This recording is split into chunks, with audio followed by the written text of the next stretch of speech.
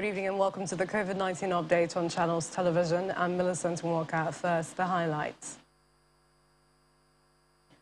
Ogun State Governor Dapo Abiodun enlists help of traditional rulers for success of vaccination campaign.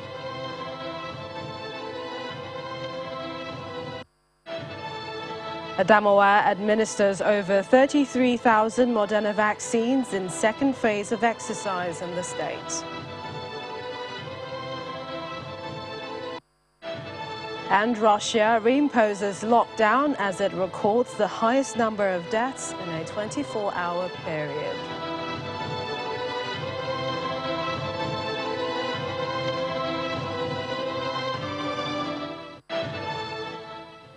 Delta State topped the chart of infections last night with 508 cases, followed by Plateau and Rivers with 41 and 40 cases respectively.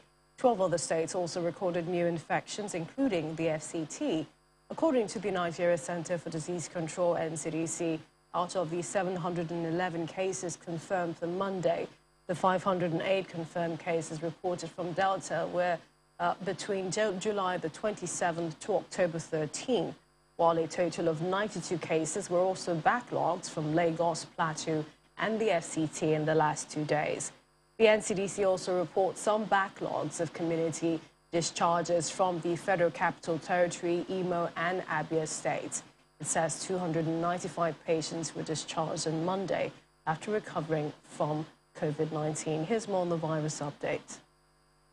711 additional persons in Nigeria have tested positive to COVID-19 in the last 24 hours. According to the Nigeria Center for Disease Control, the latest figures were reported from 14 states and the FCT, indicating a huge jump from the figures reported earlier. This time, Delta had the highest number of infections with a caseload of 508. Plateau came in second with 41 cases. Rivers registered 40 cases, while the FCT came in with 32. Enugu had 24 cases, Lagos 19, and Imo 16. Cross River and Ekiti State recorded 9 cases each. Abia registered 4 cases. Benue and Kano had 3 cases each.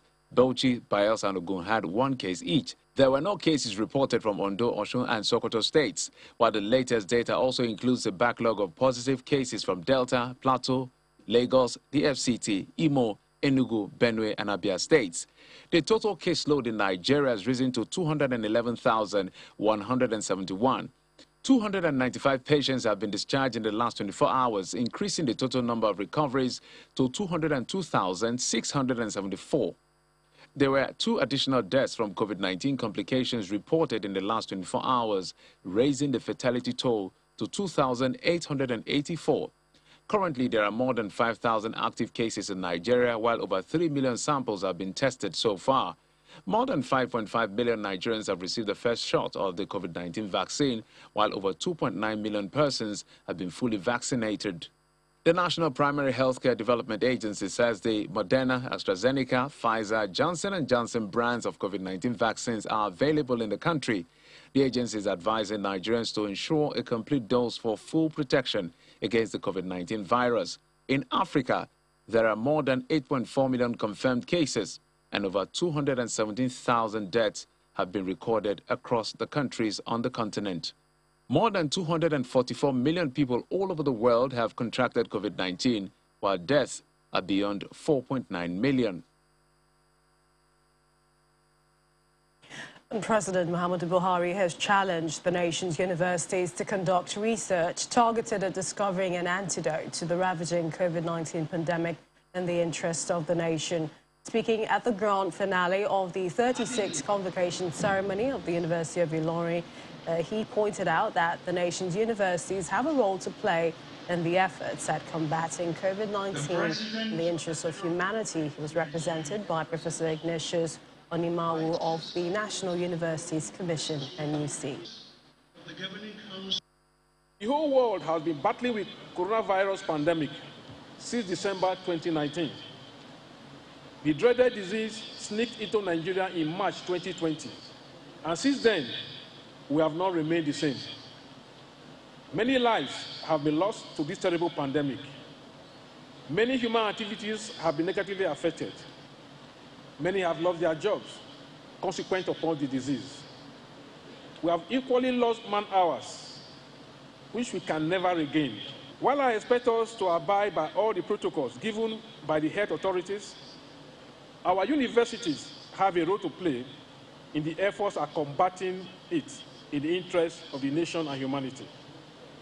I expect our universities to conduct researches targeted at discovering an antidote to it. Universities are expected to focus their research and attention on challenges facing our societies and find practical solutions within the context of national development. Towards mitigating the effects of COVID-19 in the states, the Ogun State Governor, Dapo Abiodun, has enlisted the understanding and support of traditional rulers as agents of mobilization and community development. Addressing the traditional rulers during the inauguration of the new chairman of the State Council in the state capital, the governor said that the government will soon launch a mass vaccination campaign to ensure more residents are vaccinated in the coming weeks. The governor remarked that strict adherence to the non-pharmaceutical safety precautions remain the best option to mitigate against the pandemic. Let me use this occasion to commend the fatherly role and the continued support of our traditional rulers towards the successful implementation of the various laudable and people-oriented programs which have contributed immensely to the continued improvement in the welfare, wellness, and well-being of our people, especially at the grassroots. Particularly, I commend your KBACs for complementing the efforts of government towards mitigating the effects of the COVID-19 pandemic. I cannot but commend your efforts in the campaign against the pandemic at the grassroots. As we continue to defeat the pandemic, I encourage our traditional rulers to continue to join hands with government in the fight against this pandemic by sensitizing and encouraging your subjects towards adhering to safety measures, health protocols, and being vaccinated. Coming to it again, I want to say thank you. We'll soon be launching a mass vaccination campaign. I will be soliciting for your support in ensuring the successful implementation of this campaign. Our administration will continue to accord Continental Council of our state the due attention and regard that it deserves at all times.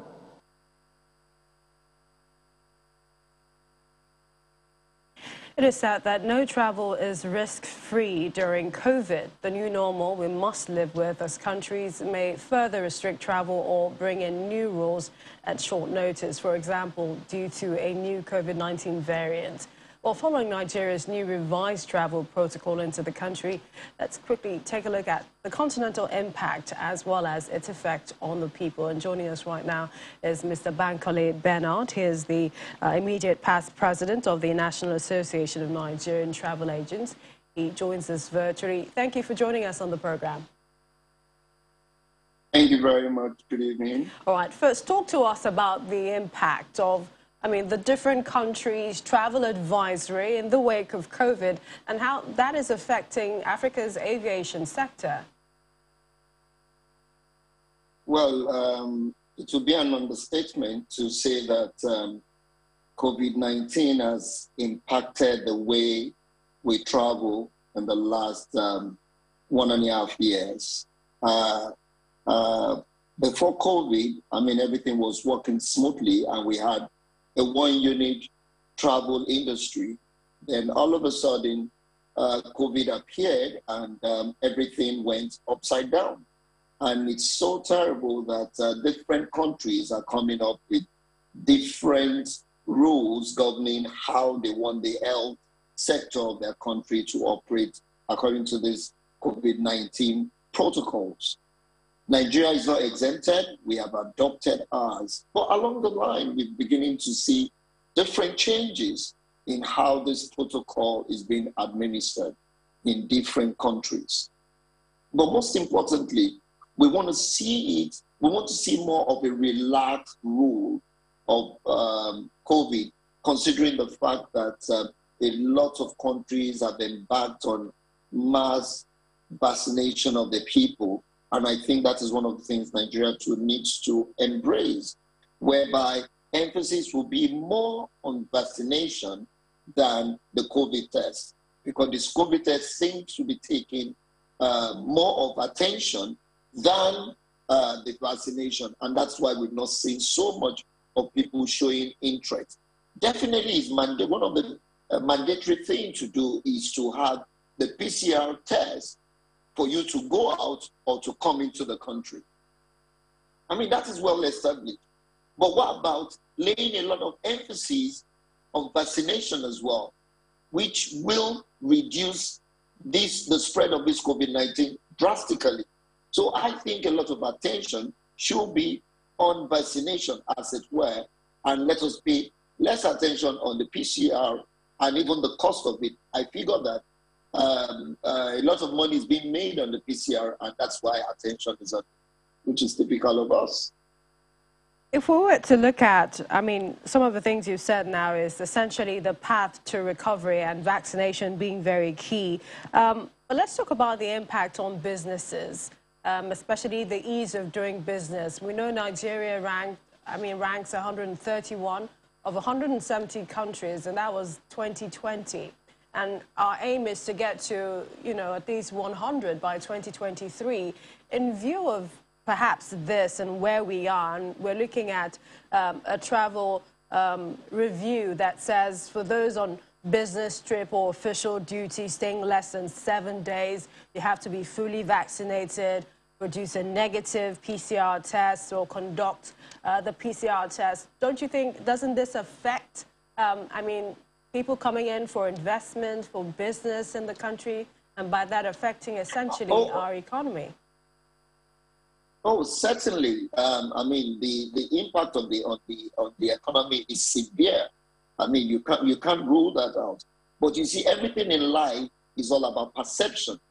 The question is, what are we doing in terms of our protocol? How well are we getting to the public, creating awareness about our protocol, about our COVID-19 protocol, and letting the rest of the world understand where we're coming from, what we have done? I think that speaks volume. If we're not doing that, it's going to affect every other aspect of the economy, not only the travels. As it speaks today, we're still not getting the influx into the country that we would have loved to have, which increases business, increases level of foreign direct investment, and what have you. But we don't have all that simply because we're not even creating enough awareness around our COVID-19 protocol that has been established. Other than the government putting it on the website, we need to do a whole lot. We need to create more awareness. As you can see, it's done everywhere around the world, and people are beginning to establish travel into those other countries. We can equally have that. At the last update that we were given, Turkey, Brazil, South Africa has been lifted from the red zone. And that was just the information. But it needs to go beyond that. We need to create massive awareness around it that, look, our doors are open to investors. These are the health and security measures that we put in place that will support their doing business in Nigeria. Mr. Bernard, I must quickly squeeze in this question as we've run short of time, and that is, are you in support of vaccine passports? We know that the African aviation ministers are against it. Oh, certainly. If we're going to participate with all other countries that have signified interest in the vaccination passport, I think that's the best way to go.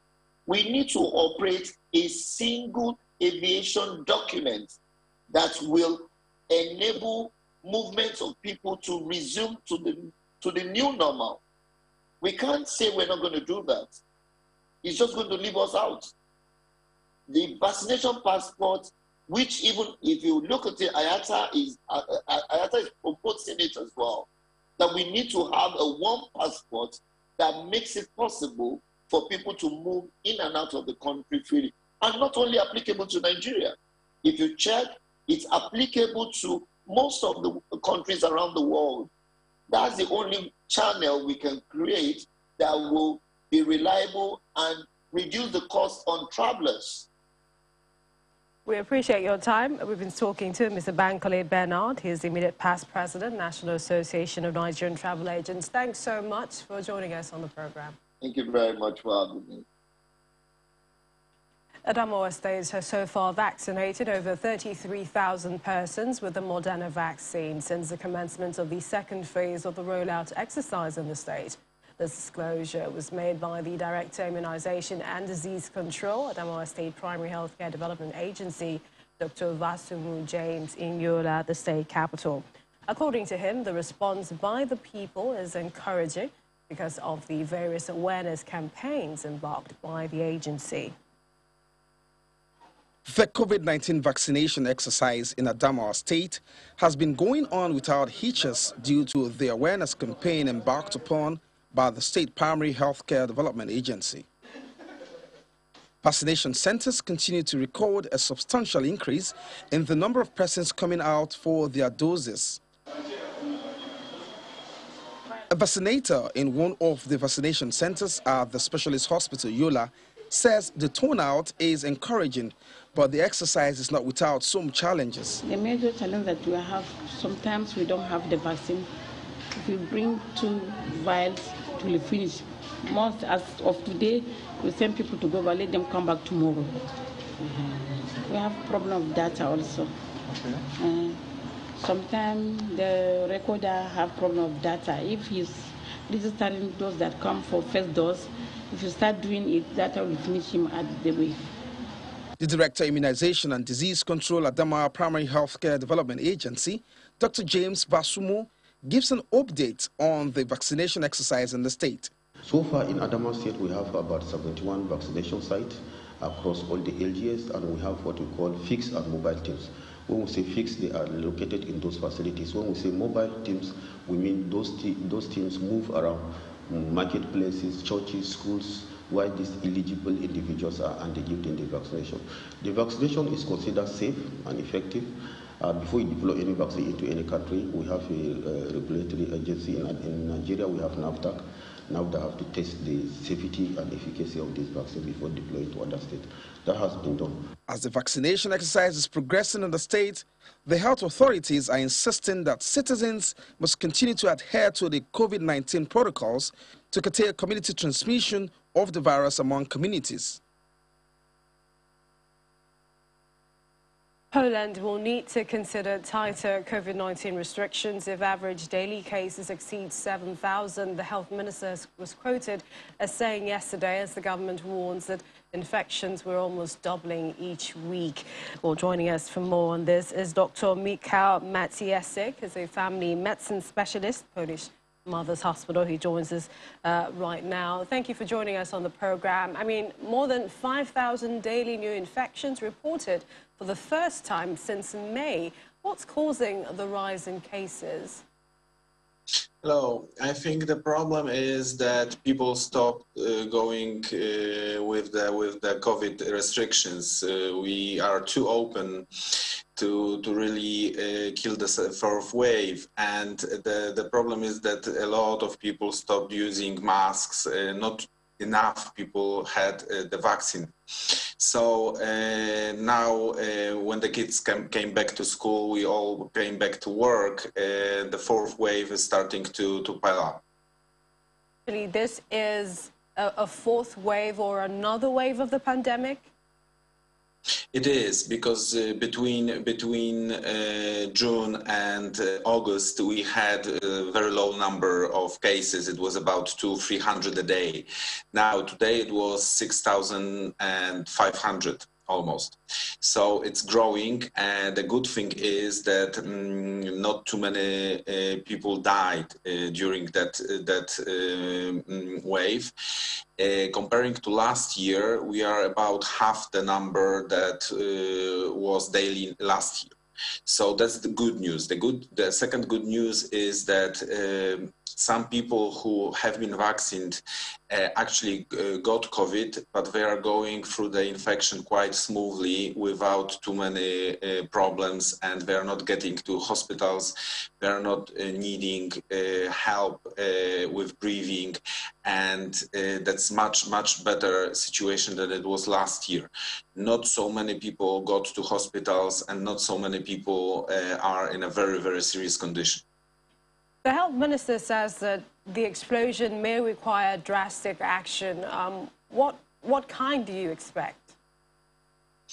Probably we will have to face another part lockdown. Probably not the whole business will stop, but definitely we need to get to the point that the bigger number of people shouldn't be in the same place at the same time if they are not vaccinated. That's visible now that we facing another wave, another problem. So we need to come back to the regimen that was implemented in the last wave. So probably we will have to partly close or at least diminish the number of people in the cinemas, theaters. We need to definitely smaller the number of people on the open concerts and that kind of situations. Hopefully we won't need to close industry, because the next lockdown can be fatal for the whole industry. Right.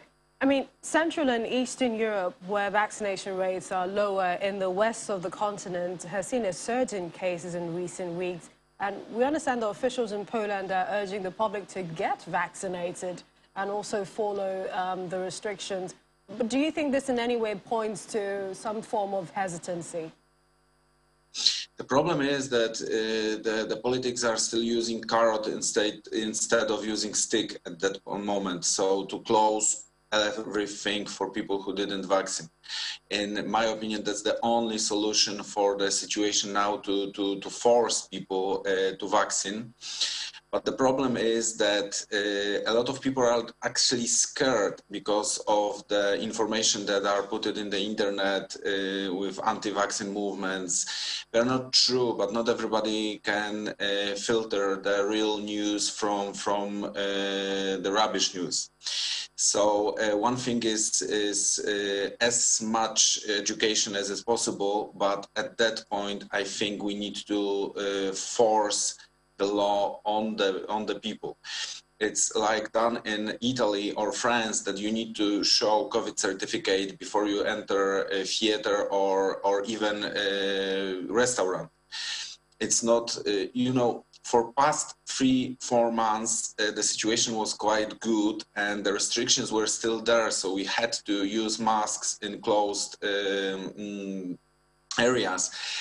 And people tend to avoid that, and the authorities didn't put too much attention to it. And now we have a problem that everybody ignores even existing law. So I would start with forcing the law that exists, then to go a bit further and start to block people who are not vaccinated from entering places that are not vital for them.